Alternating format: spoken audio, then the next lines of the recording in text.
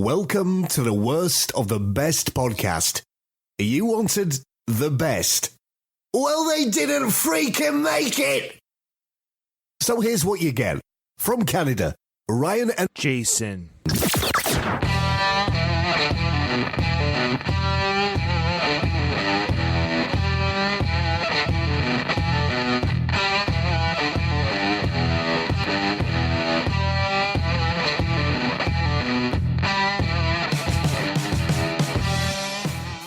Welcome to another episode of the Worst, the Best podcast. I'm your host, Ryan. With me today, of course, is my brother, Jason. No secrets among us. Jason, how you doing today? Doing very well, thanks. Yeah, I think we're pretty open with each other. We got a good relationship. I think we know each other well. Why do you say this? Oh, why do I say this? Unfortunately, there are organizations in the world that are of a secretive nature. Now, look, I get it. Not everyone has to know everyone's business. There should be privacy. I work in the military. There's things that I know that are secrets that are not releasable to the public, to my family, or to you and friends or whoever. So that's normal. KFC has a secret with the recipe. It's okay to have secrets. Coca-Cola. Coca-Cola has a secret recipe. That's right. But there are secret societies. So in this episode, we are going to be diving into 10 elusive clandestine societies that rarely make their way into history books. So we said, of course, Coca-Cola, KFC, government organizations. Of course, people have their secrets either to protect the organization or a larger interest. The idea is you don't want people to be harmed by information. So that's good. It's good to have secrets, a need to know, so to speak. However, there are organizations that thrive in obscurity. And we're here to unveil some of their mysteries. So, Jason, hopefully by doing this today, we aren't putting ourselves in danger by exposing some of these secret societies. And the reason why we're bringing this to people's attention is because some of these, I'm sure people have heard of. Number 10, I guarantee everyone listening has heard number 10 when we get to it. So some of these organizations people have heard of. But what Jason and I are going to do is we're going to pick what we think is the worst clandestine or secretive, obscure, secret organization, and independent of each other, we'll say why we think it's the worst. So here are the 10 best secret societies. Before we go deep into this, Of course, yeah. I just want to say I will not kill myself. That's true. That's right. What's the term you're supposed to sit that's YouTube safe? What's it called again? There's a term that they use to make it YouTube safe. Unlife. I think it's called unlife or something. Unlife. Oh, is that right? There's I a term think for so. this? Yes, Oh. to escape the algorithm on YouTube because you can't say the word that starts with S to off Yeah, yourself. yeah. It's banned on YouTube, and I get it. They don't want people promoting that sort of thing. Yeah. Sure. So Jason and I will not unlife ourselves. If after this episode is released and we're both found in a ditch or in a car accident somewhere, or yeah. All right, good point, Jason. Thank you for bringing that up. So let our family and friends know this. Yes. All right. So I'm going to begin with number 10. This is the Brotherhood of the Skull and Bones. Now, Jay, you've heard of the Skull and Bones, Yes. correct? Oh, Okay. yeah. Oh, yeah. And just so people know, everything we're bringing up today, this is not conspiracy theory stuff. Okay. This is not these things don't exist or haven't existed. These are things that have existed. Yeah, Alex Jones has verified all of these. We ran it past him first, and he's verified that these are all true, legit groups that run in the background of our society. Have you seen that Alex Jones video when he went to what was the grove called? What's it called? Boy, we should do an Alex Jones episode one day. Yeah, what? Something Grove. Yeah. Bohemian Grove. Bohemian Grove. Have you seen the video of his recorded the Bohemian Grove ceremony or play or theater or whatever it was? Now, in your opinion, do you believe he truly snuck in to film that? Or is this all an elaborate hoax? Because it's so over the top. It's so crazy. The video is so crazy. He's talked to people that were there. What do you make of that ceremony or play or what's going on? Anyways, we're not necessarily going to talk about Bohemian Grove. Maybe we'll do an episode. You know what? Let's save it. Maybe one day we'll do the top 10 facts or whatever you want to say. Surrounding the Bohemian Grove. Something like that. Yeah, something to that effect. So I think the Bohemian Grove might be one worth investigating. But today we're doing Secret Society. Ryan, put a pin in that. I'll put that on our board that we have when we collaborate our topics. All right. So again, I'm going to start with number 10, Skull and Bones. Established in 1832 at a renowned institution, the Brotherhood of the Skull and Bones remains one of the most covert student clubs, recognized for its concealed headquarters, the Crypt.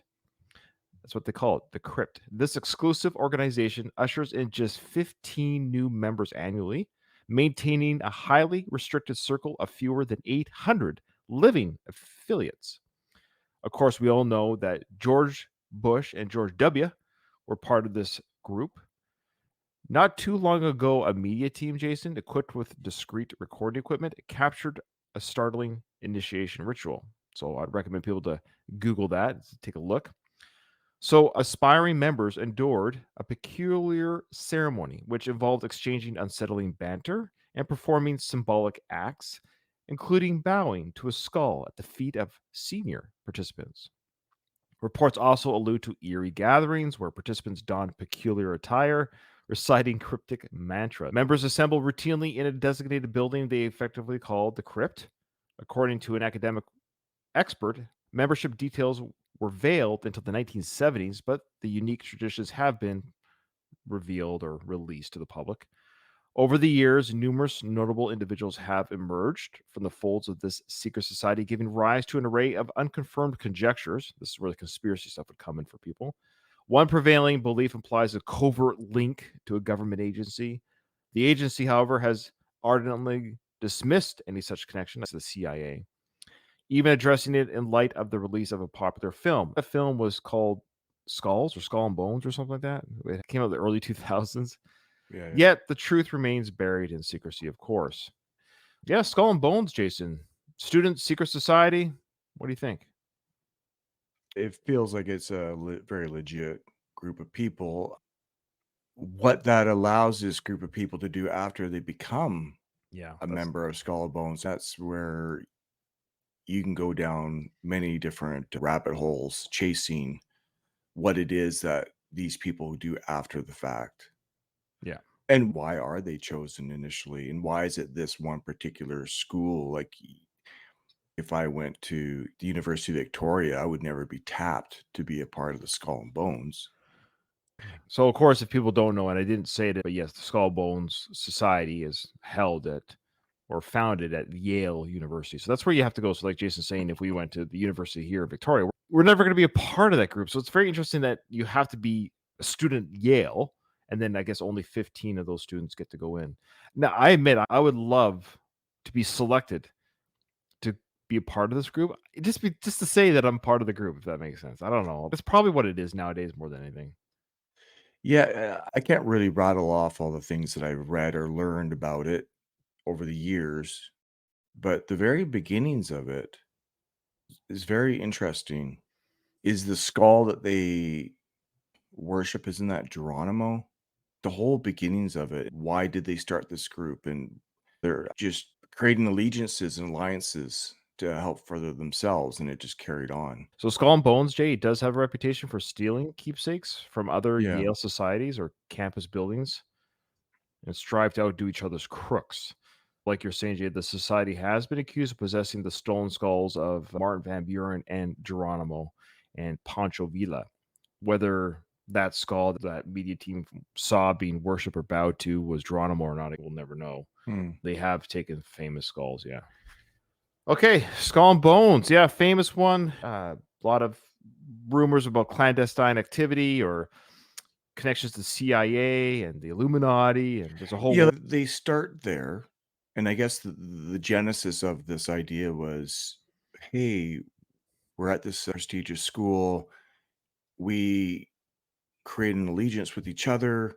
And then when we leave this school and go into the real world, then we help each other outside of the university. One person gets in a position of power or authority, then you scratch my back, I scratch yours. And that allegiance carries on into the bigger scope of the world. And that just has carried on since then. And we don't know if it truly does happen. That's the other thing. We don't know if that happens. That's where we'll never know. That's a conspiracy side, which might be another episode going through some of the conspiracies behind the actual.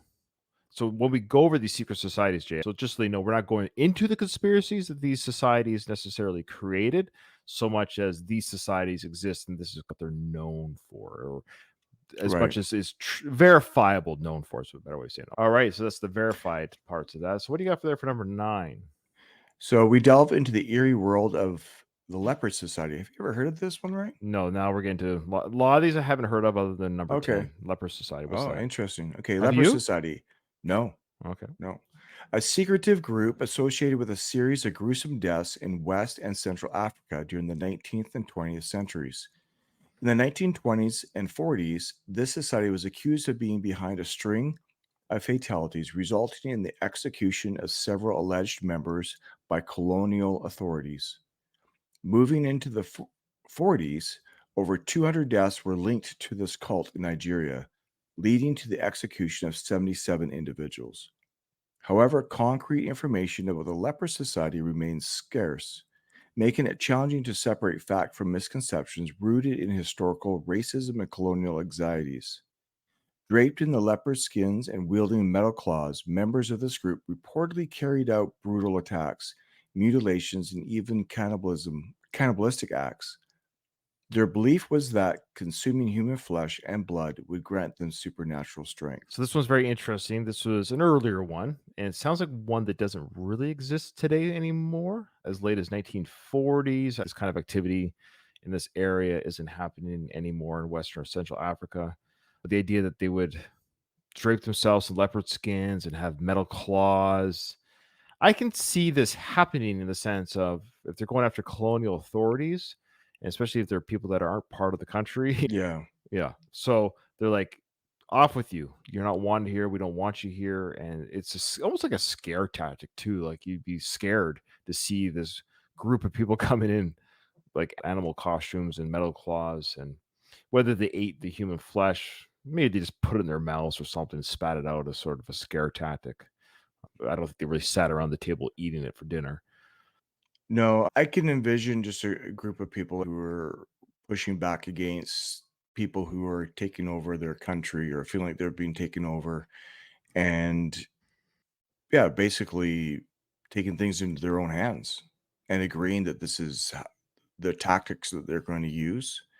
And they're going to probably obviously create secrecy around it because they don't want to divulge who they are and have authorities come after them or the revenge after them. So it would be a secretive experience. I can just envision, hey, we are in this together. We don't talk about this outside of this group. We're going to enact these brutal killings, but we swear an oath to each other that Right. what we do isn't going to be discussed outside of what we do and who we're doing this with. So they're known as the Leopard Men, and it seems like they were only active between 1890 and 1930. And a lot of the allegations, especially regarding cannibalism, seems to have made popular or perpetuated through Western literature. So how accurate that could have been, or is a way of undermining their activity or their cause, so to speak, by saying they're just barbaric and uncivilized. There's not a lot of information on it other than maybe what's been revealed by the survivors of these encounters. But they are That's the different. From tactic of secret right. societies, though. True. It's a secret. What you don't know, then you're trying to create a conclusion as to what you're experiencing, and you just what you don't know, and that's the purpose of the secret societies. And like the legend grows bigger than what it might be. All right. Skull and Bones and the Leopard Society. Number 8 introduces us to the Hermetic. Hermetic, in simple terms, means a belief system or philosophy based on the teachings and writings attributed to Hermes Trismegistus, a legendary figure in ancient history. Hermeticism encompasses various ideas, but one of its central principles is the idea that there is a hidden, deeper wisdom and knowledge that can lead to spiritual enlightenment and personal transformation. It often involves studying and exploring topics like alchemy, astrology, and mysticism to gain insight into the mysteries of the universe and one's own self. So, Hermetic is connected to a quest for deep spiritual understanding and personal growth. So, this order, again, is called the Hermetic Order of the Golden Dawn. Now, this one sounds a little bit less scary. This mysterious society, however, thrived in the 19th and 20th centuries, focusing on the exploration of the occult, metaphysics, and paranormal phenomena, drawing from various mystical traditions such as tarot, astrology, and Enochian magic. Now, what is Enochian magic, Jason? It's a type of magical practice that involves, this is trippy, that involves communication with angels or divine beings through a special language and symbols. It's named after the biblical figure Enoch, who was said to have communicated with angels. In Enochian magic, practitioners use specific words, phrases, and symbols to connect with these higher beings for guidance, protection, or other mystical purposes. It's a belief that by using these special tools, one can tap into higher spiritual realms and access hidden knowledge or power. They played a pivotal role in shaping modern magical systems. So the Golden Dawn was structured with hierarchy and initiation processes reminiscent of the Masonic lodges. In the First Order, members delved into historical philosophy and personal development, immersing themselves in the study of astrology, tarot divination, geomancy, and Renaissance magic. Now, geomancy is very interesting. You've heard the word, I'm sure, but you probably don't know what it is. I don't mean that as an insult to the listeners and to you, Jason. But you ever see Willow? Remember the movie Willow? Yes. And one of the leader wizards of the Willow clan or whatever, of the Little People clan. Anyways, he had the chicken bones, and he'd say, "Let me consult the bones," and he would toss Yeah, the yeah. bones. Remember, the bones Yeah. said, "Go this way," but it's supposed to be the other. Anyways, they made a fun out of it, but it was a fun little sequence. But that's geomancy. It's basically the scattering of things and interpreting the The patterns. randomness, Yes, the the randomness of patterns that come out of the random Yeah, act. Okay. that's geomancy. Yeah. So the Second Order was dedicated to the practice of magic, including the intriguing concept of astral travel. There's a whole other episode on astral travel that we could do. I mean, there are claims of this. There's claims of the government training people to be able to do this. There's people who swear they can do this.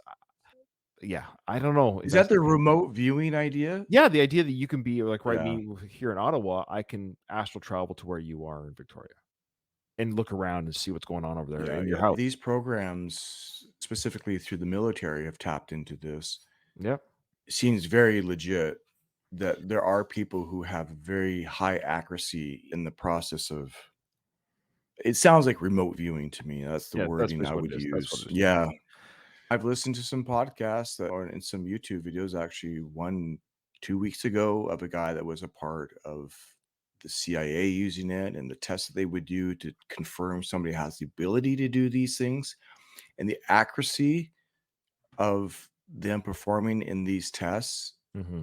is crazy. Now, the part that I didn't quite get is how exactly, outside of all the other ways in which military can gather information and intelligence, using remote viewing seems a little bit antiquated when we have such a high rate of surveillance states and ability to surveil. Right.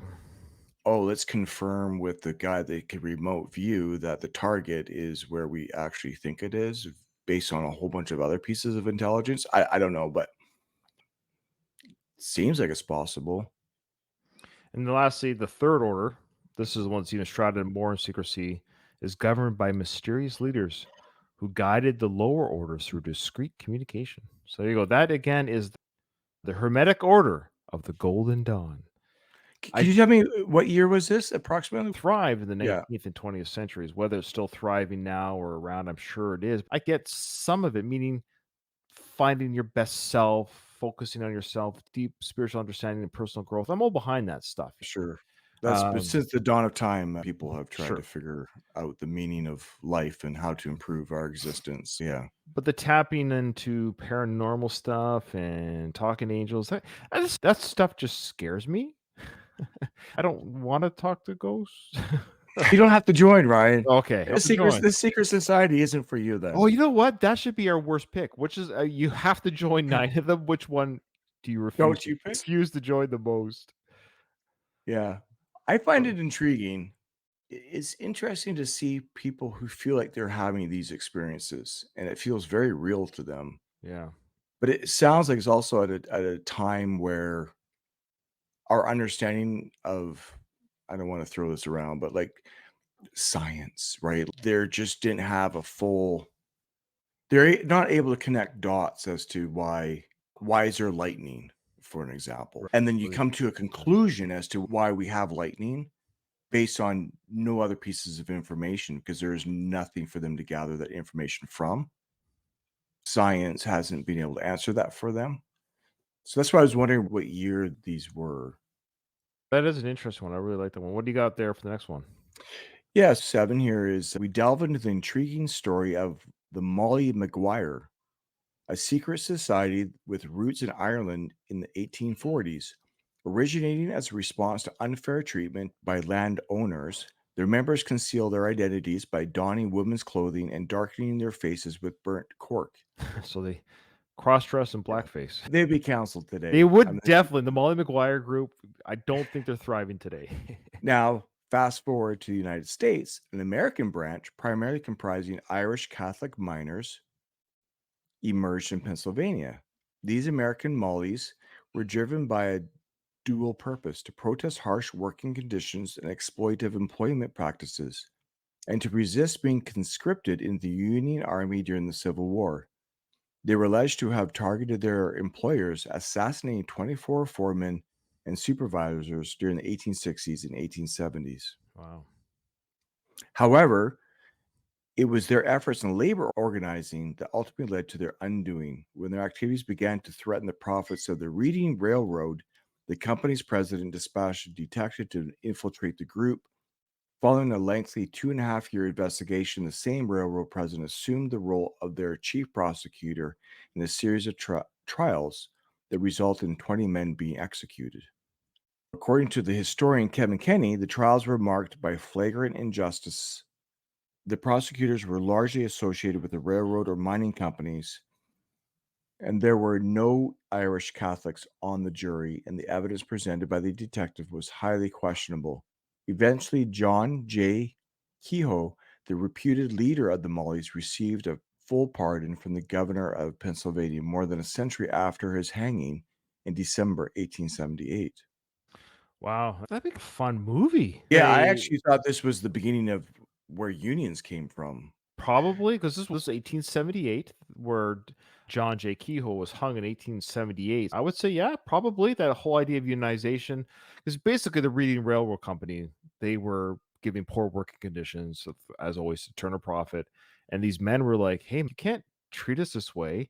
And they went out and look, I'm not saying you have to kill the foreman, but look, we've all had a bad boss. You know what's funny when people die? It's always like, oh, they were the greatest person. They were the best father, best husband. Not everyone can be that. There's some people who are just jerks. What bit of a tangent. You can actually read about those. I've seen them, but they're quite good. They're on the internet where people do just what I'm talking about. They'll say Charlie's dead and he was a jerk and he was an a-hole. We're glad he's gone. That's the eulogies when they publish it in the paper and stuff. Yeah, somebody has told me about their own family member where people were dishonest Mm. about their experiences with that particular family Oh, member. because they were dead. Yeah, well, at the funeral. Yeah, that's what I mean. Like, Yeah, I was like, yeesh. right. Yeah, this time these people they felt they were probably truly mistreated. They're like, fine, off with your heads with these foremen. But however, the leader got put on trial, and then the trial was a sham, essentially to shut down these people saying the prosecutors, everyone was part of the railroad company. That's insane. That's a complete conflict of interest where everyone from the jury to the judge is in the pocket. It just goes to show you the people they were dealing with. So my hat's off to that branch. I get their fight in the sense of they have to work. They're working for the railroad company, but don't treat us like animals. We're also human beings, and they fought back, and then in the end they lost, but it looks like things did change. It reminded me in some ways the way that the Leper Society got together. They saw that the people, the colonial people that were infiltrating their country, and they're like, we don't like these things that are being, pushed on us. Mhm. So we're going to fight back. We're going to get a, group of people who are willing to maybe go to extreme measures and fight back on. Yeah, we don't want to go to those extremes, but there is a Yeah, pushback, and certain there's a people. push. There's only so much that people are wanting to experience in life, and we know life isn't going to be easy, and it's not going to be always Mhm. feel fair or whatever, or be fair. They weren't just a murdering band of people. They probably felt this isn't what we signed up for in our where we're living right now. We're fighting back. That's an interesting one. Yeah. Okay. Coming in at number 6 is the Golden Dawn. Now, don't be confused with what I just gave the Hermetic of the Golden Dawn. This is just called the Golden Dawn. This was formed by Dr. William Robert Woodman, William Wynne Westcott, and Samuel Lydon McGregor were the creators of this mystical order. The Golden Dawn's belief system draws from a blend of influences, including Christian mysticism, ancient Egyptian religion, Freemasonry, alchemy, magic, and Renaissance literature, among others. Notably, figures like William Yeats and Aleister Crowley were counted among its members. The foundational texts of the order are referred to as the cipher documents. Now, these documents encompass a collection of 60 folios detailing a variety of magical rituals. This is the point where I'm like, come on, is real magic being done here? Oh, yes. How do you keep your members, Ryan, if something real doesn't actually happen? What are they really tapping? You've got 60 different spells. I would like to just try one. Nothing's. I got nothing here. You got anything there, William Yeats? Why do you try? You have to believe it's the placebo effect, Okay. right? Yeah. Like you have a belief system and you're invested in that belief system, and your belief system can't be wrong. And so when somebody says you're feeling sleepy, you're like, oh yeah, I am. Wow, that spell worked. You're tricking yourself. All right. So the cipher documents, Jason, served as a foundational text for the Golden Dawn's teachings, and their specific content and interpretations could vary among different individuals and orders within the Golden Dawn tradition. The documents were written in code to maintain secrecy. So some of the things that they delved into was ritual magic, divination, alchemy, Kabbalah, elemental magic, and spiritual development. In summary, though, Jay, the Hermeticism that we talked about earlier, it's a broader philosophical and spiritual tradition, while the Golden Dawn is a specific organization that incorporated Hermetic and other esoteric elements into its teachings and practices. So these documents that we're talking about, Jay, they continue to be shrouded in controversies. It's essential to consider the disputed nature of their origins. So this one might have warranted more investigations, but the key thing with the Golden Dawn is those documents. But they were written in secrecy and code. I couldn't find any of the documents themselves or what's actually written in them or any spells that they have. But That's how good they are, Ryan. yeah, I guess so. They've evaded even the internet. Yeah. So that's a fun one. At the very least, when people listen to this podcast, they want to go dig into more of the 60 folios of the Golden Dawn and the ciphers that are found within. By all means, go research and cast a spell and let us know what happened. All I right. think you probably find that on the dark web. If you went to the dark web, Oh, yeah, for sure. that's where it all is. What I just find interesting about some of these ones that use magic and spells, they were caught between understanding the world the way that it actually is. They're leaving the world of magic of the dark ages, and it's carried on a little bit, and then now they're caught between a more scientific understanding of how the world really operates. Yeah. It's like a carryover. Yeah. Yeah. They're trying to make sense of the old way of the world, and science explained a lot. Yeah. Yeah. All right. What do you got for the next one? So this is a group that most people will have heard about. Bilderberg. Yeah. What sets this group apart is its distinct lack of official membership.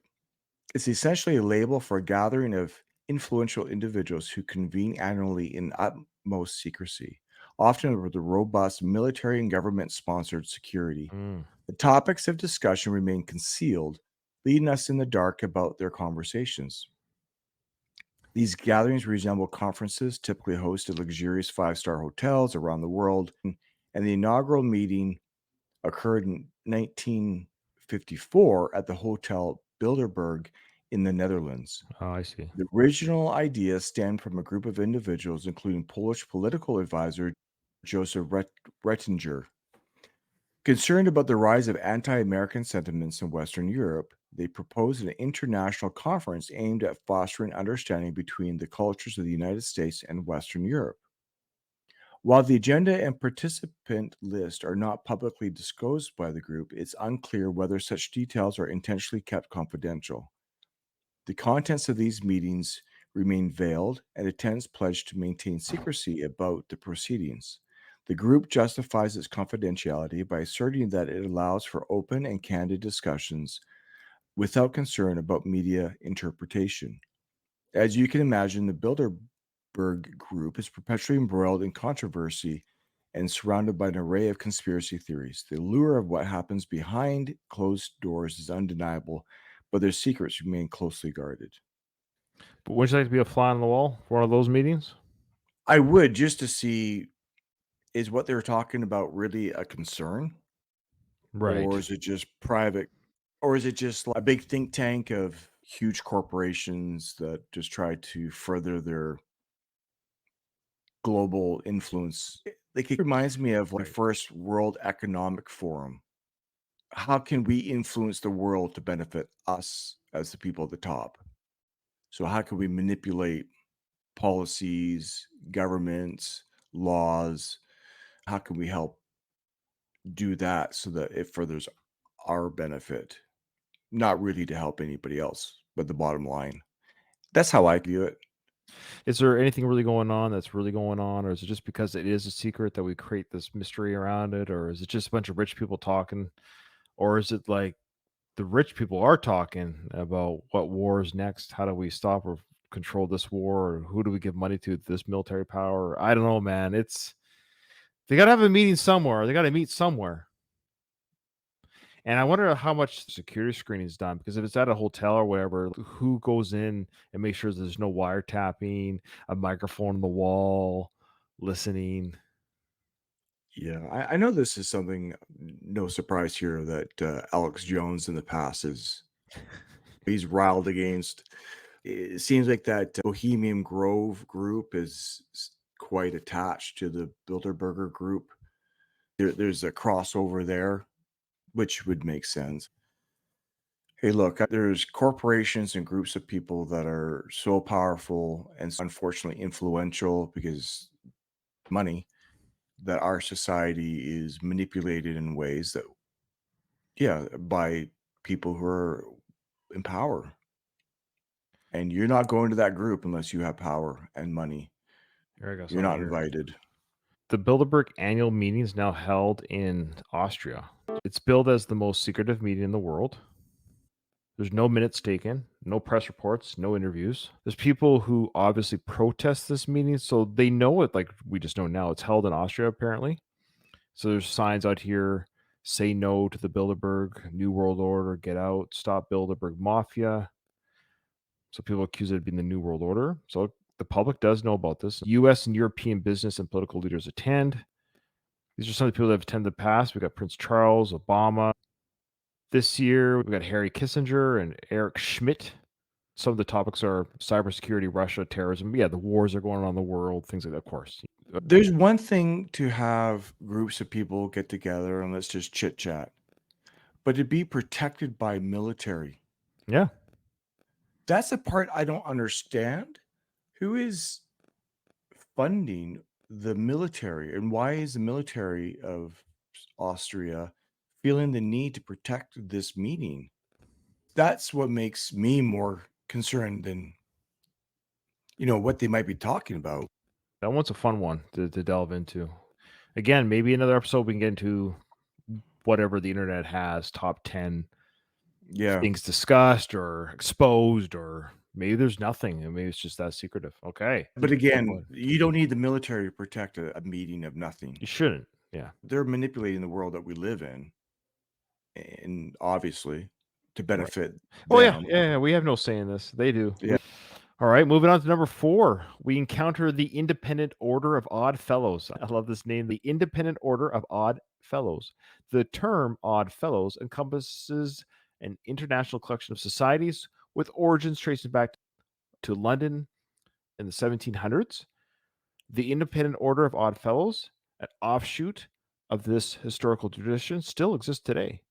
In 2001, this organization made headlines due to its peculiar initiation practices when a maintenance worker at an Odd Fellows Lodge in Los Angeles made a startling discovery.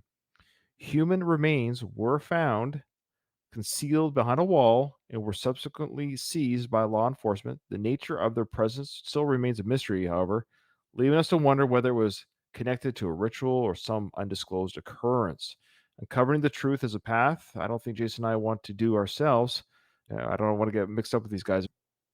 So, some of their history, their emblem features 3 interlinked rings representing the organization's 3 foundational principles: friendship, love, and truth. They've done some charitable work. The Oddfellows are involved in various charitable activities, including supporting orphans, the elderly. They also contribute to disaster relief efforts and community development projects. They have lodges. They serve as community centers and meeting places. They do have their own initiation. So, like any other fraternal organization, they have some initiation rituals. These rituals are meant to instill moral and ethical values and promote personal growth. So, in addition to friendship, love, and truth, they teach charity, benevolence, the importance of helping others in times of need. They accept individuals from all backgrounds and beliefs, and they do not require members to adhere to a specific religious faith. They are welcome, both men and women. Their organization's rituals and symbols often draw on allegorical and symbolic elements to convey moral lessons and values. Like any long or old organization, they have faced controversies.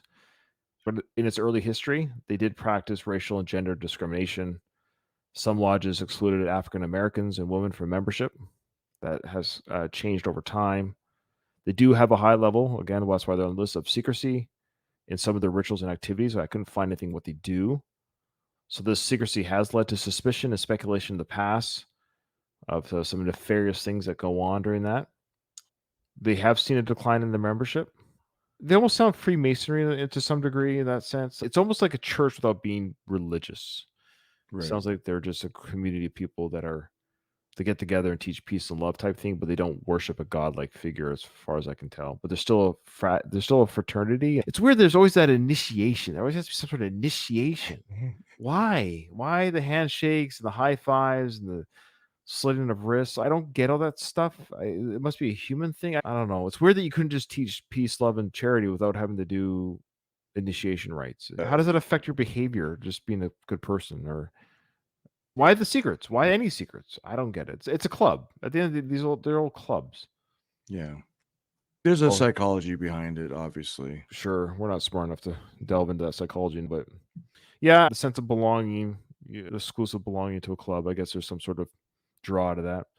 Yeah. All right. Yeah, we're going to talk about the Order of Nine Angels. Have you heard of this one? No, I've never heard of it. I thought it was like a motorcycle group or something.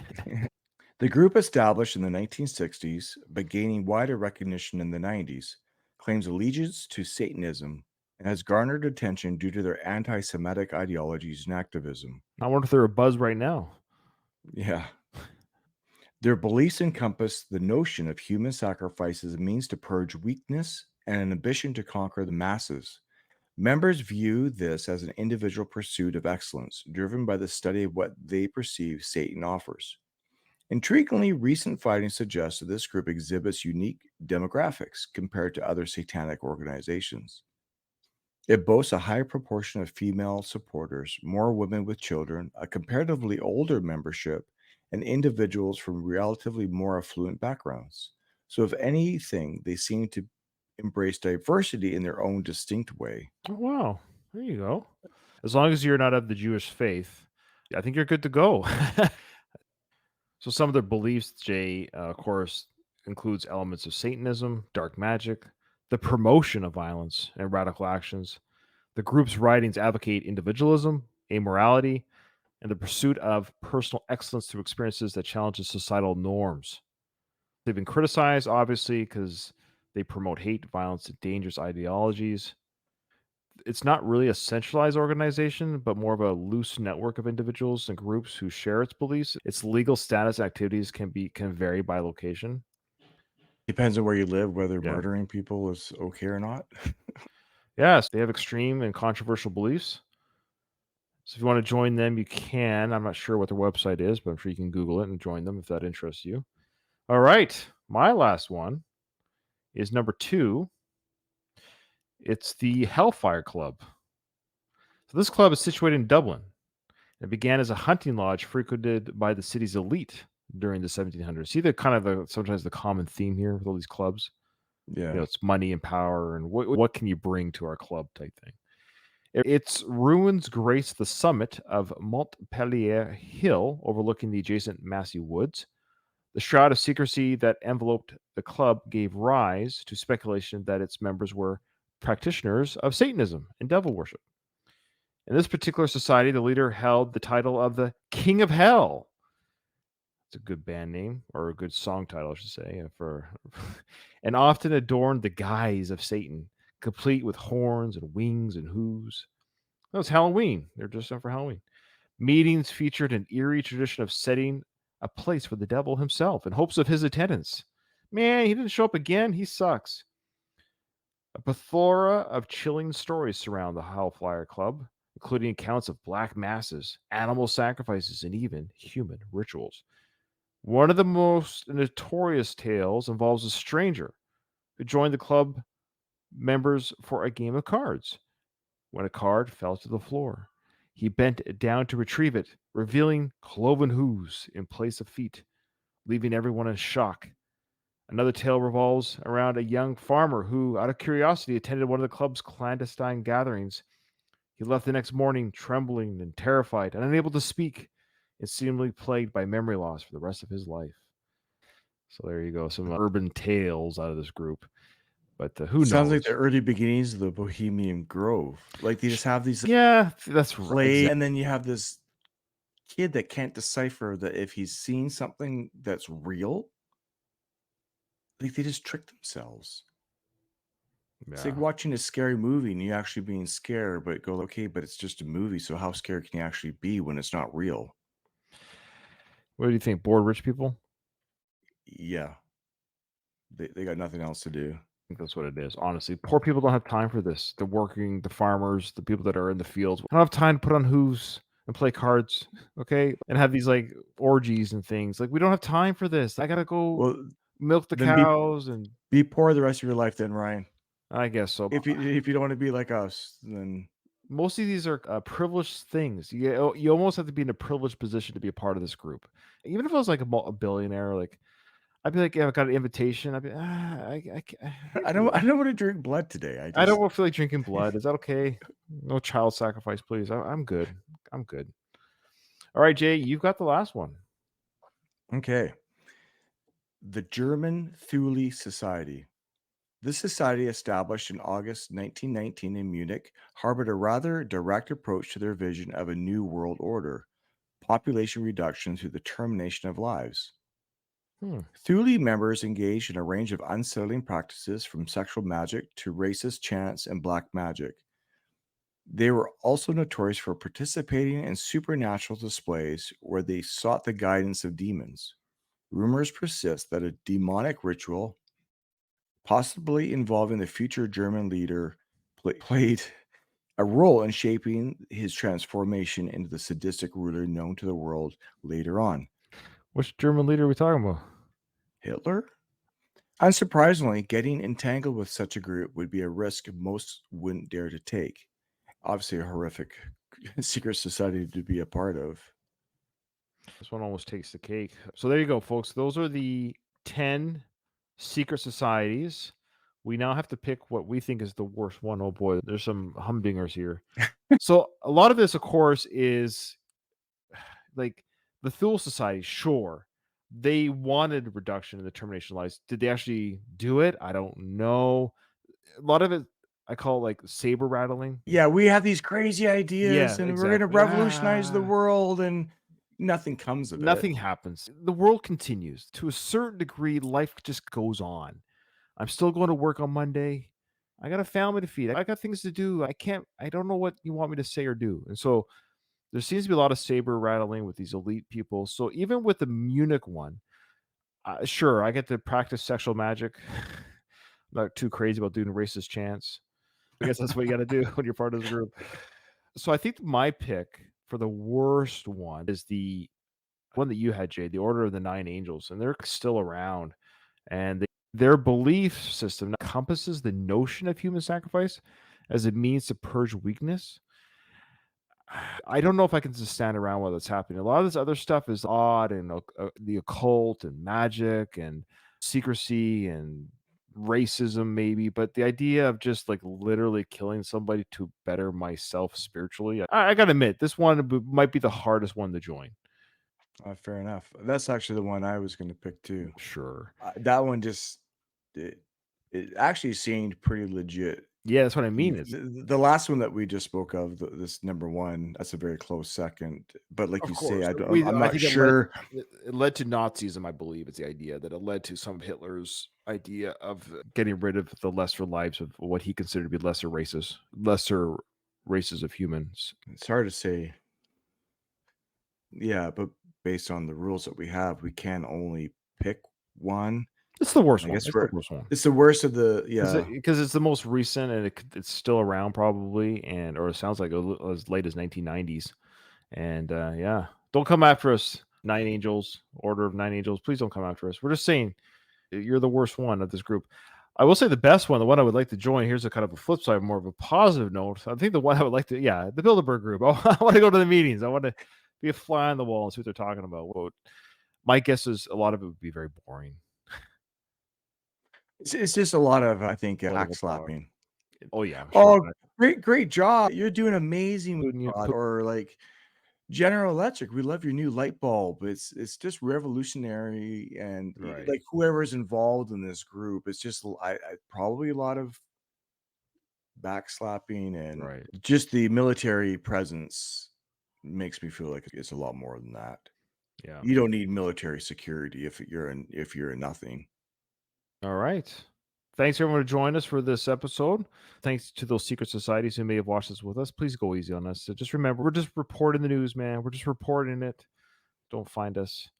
Don't cast a spell on us. Yeah, don't cast any of those 60 spells that you have wrapped up there. Remember, in front of every silver lining, there's a cloud. And today, it was the Order of the Nine Angels.